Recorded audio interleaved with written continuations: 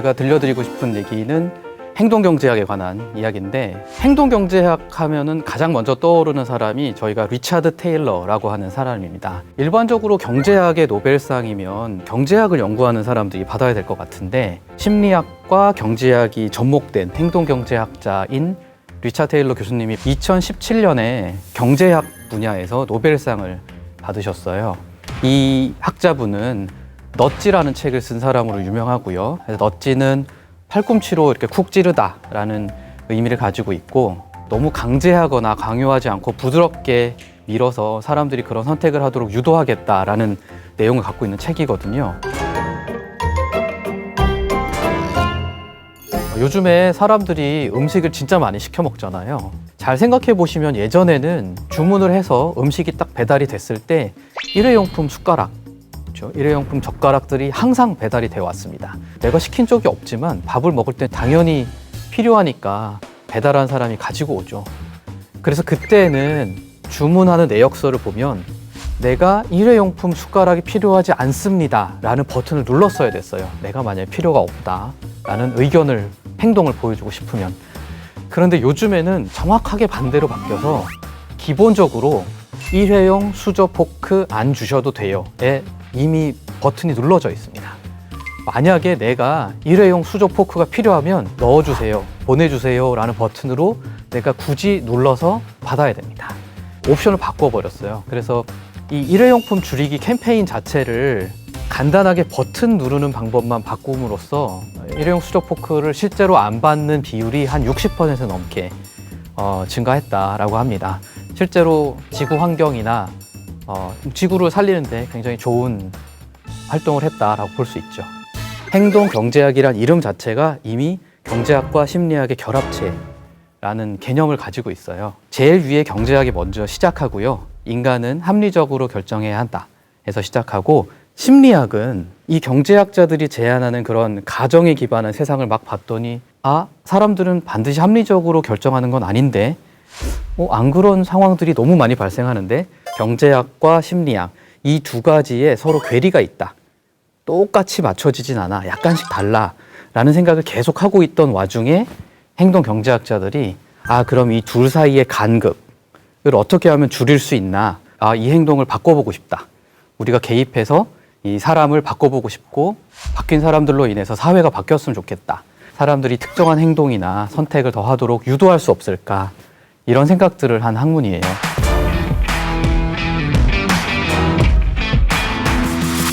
학교에서 수업을 할 때 학생들한테 해결하고 싶은 문제를 가지고 오세요. 그럼 우리가 같이 생각해서 행동경제학 메커니즘을 이용해서 풀어봅시다 라고 하는 수업을 한 적이 있거든요.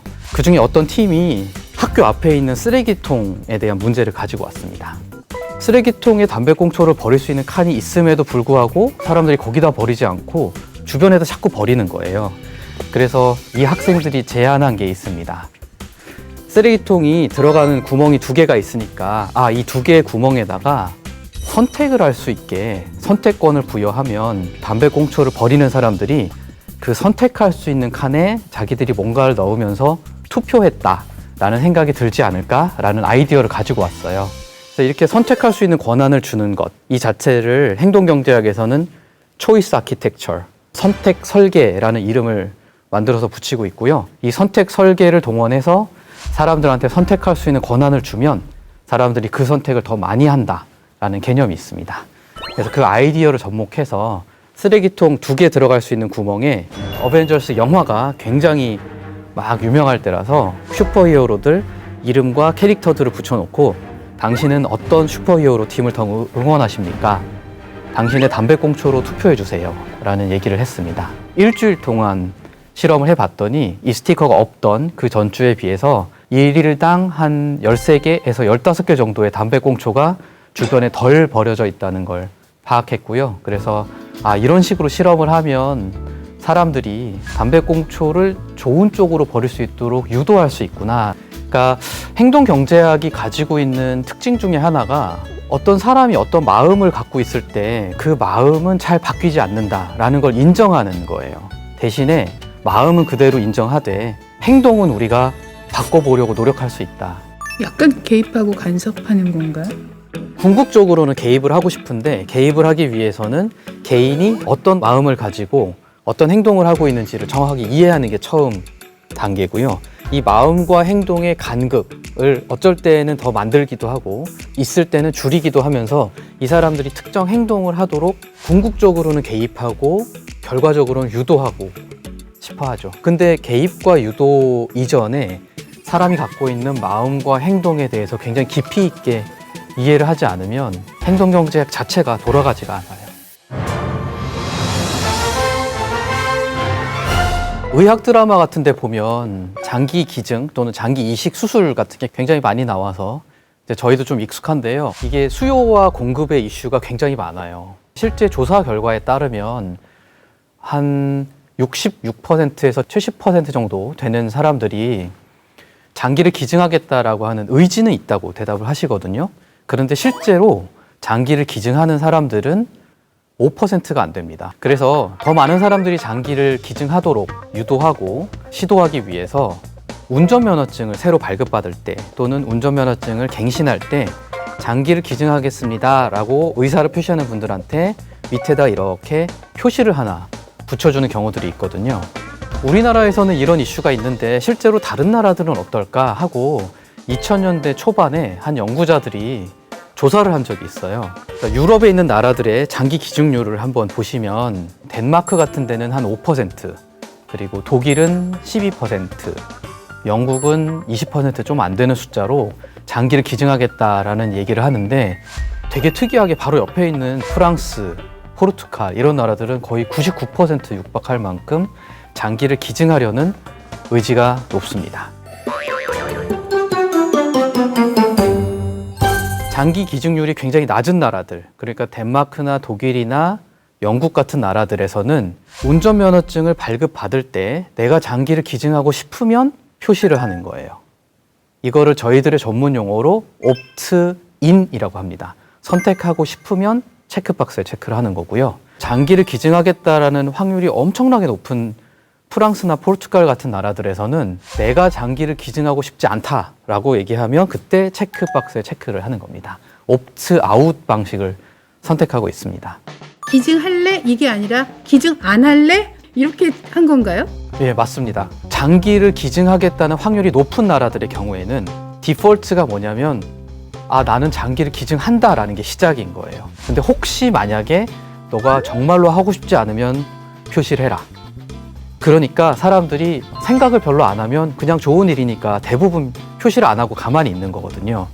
그런데 확률이 굉장히 낮은 나라들에서는 장기를 기증하고 싶으면 표시를 해라 이렇게 나왔기 때문에 사고가 났을 때 위험하지 않을까, 장기가 기증되면 좀 무섭지 않을까 이런 생각들을 계속 하면서 표시를 해야 되니까 확률이 그만큼 올라가지 못하는 거죠. 국민성이 다르다거나 교통사고 확률이 다르다거나 아니면 정부의 강제가 있다거나 이런 크다란 차이가 아니라 설문지에 질문을 약간만 바꾸는 아주 조그마한 차이로 사람들의 행동을 크게 변화할 수 있다. 행동에 크게 차이가 날 수 있다.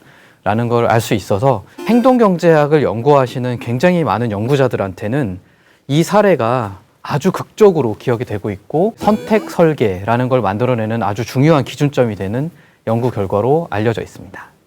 A 또는 B를 선택할 수 있도록 허용을 하고 허가를 하되 가능하면 A를 선택했으면 좋겠다 라는 걸 사전에 또는 뒤에서 먼저 설계해서 그 사람이 선택을 하기 전에 우리가 개입을 한다. 그래서 그 사람이 그 선택을 하도록 유도한다 라는 게 행동경제학의 기본적인 메커니즘입니다. 경제학이라고 하는 건 규범적 학문이라고 저희가 보통 얘기합니다. 예를 들어서 무인도에 들어갔을 때 배와 사과와 바나나가 있을 때 뭘 좋아합니까?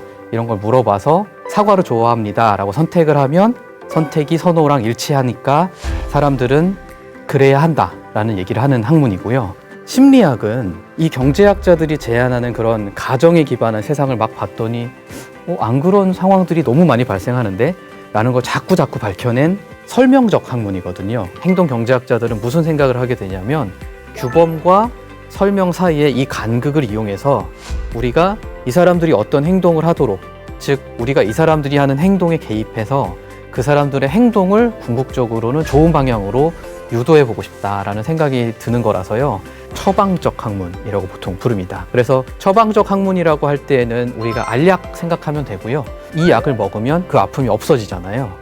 아프다라고 하는 문제를 딱 발견했을 때 행동경제학이라고 하는 여러 메커니즘 중에서 하나의 처방을 딱 먹으면 그 문제가 해결되는, 그래서 처방적 학문이다라고 보여지고, 지금은 행동경제학이라는 이름을 사용하지 않고 많은 공공기관이나 기업에서 사용을 하고 있습니다. 실제로 이 인간에 대한 이해를 기반으로 이해된 인간에 대해서 어떤 식으로 작용하고 싶다라는 걸로 굉장히 많은 해결책들이 지금 던져지고 있는 상황이라서 제 생각에는 아마 5년 내지 한 10년 이내에 행동경제학이 어마어마하게 적용이 많이 된 제품이나 서비스가 끊임없이 출시가 될 가능성이 있고요. 모든 나라에서 모든 사람들은 결과적으로 행동경제학의 일부분이나 또는 전체를 받아들일 수밖에 없을 것 같다라는 생각이 들어요. 오늘의 한 줄 리뷰는 행동경제학은 세상의 모든 문제를 해결할 수 있는 처방전이다.